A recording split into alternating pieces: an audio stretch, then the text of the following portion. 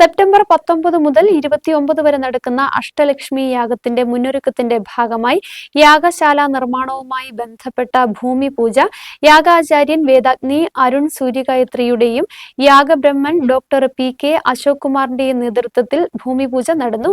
പരിപാടിക്ക് അഷ്ടലക്ഷ്മി മഹായാഗത്തിന്റെ general convener K S. Krishnakumar, ക്ഷേത്രം സെക്രട്ടറി ഗിരിജ പുഷ്പകുമാർ, ക്ഷേത്രം ഭാരവാഹികളായ അനീഷ്, സന്തോഷ്, മാതൃസമിതി അംഗങ്ങൾ തുടങ്ങിയവർ നേതൃത്വം നൽകി. ഭൂമിയിൽ നമ്മൾ അതിനു വേണ്ടിയിട്ട് ചില കാര്യങ്ങൾ ചെയ്യേണ്ടതായിട്ട് വരും. നമ്മളിപ്പോൾ ഇവിടെ വന്നപ്പോൾ തന്നെ എന്ത് ചെയ്തു, നമ്മൾ കുറച്ച് ജീവികളെയൊക്കെ നമ്മൾ ഉപ്പൊക്കെ ഇട്ടാണെങ്കിൽ നമ്മളതിന് ഉപദ്രവിക്കുന്ന സാഹചര്യം വരുന്നു. അപ്പോൾ ഇതെല്ലാം എന്ത് ജീവികളാണ്? ഉലക ജീവികളാണ്. ഭൂമിയുടെ അധിപതി ആരാണ്? സർപ്പങ്ങളാണ്. അപ്പോൾ ആ സർപ്പത്തിനെയാണ് നമ്മൾ ആദ്യം അതിന് വേണ്ടിയിട്ട് പ്രീതിപ്പെടുത്തേണ്ടത്. നമ്മളിപ്പോൾ ഇവിടെ ഇതെല്ലാം ഉഴുതു മറിച്ചാലേ നമുക്കിവിടെ ഒരു യാഗശാല നിർമ്മിക്കാനായിട്ട് സാധിക്കുകയുള്ളൂ.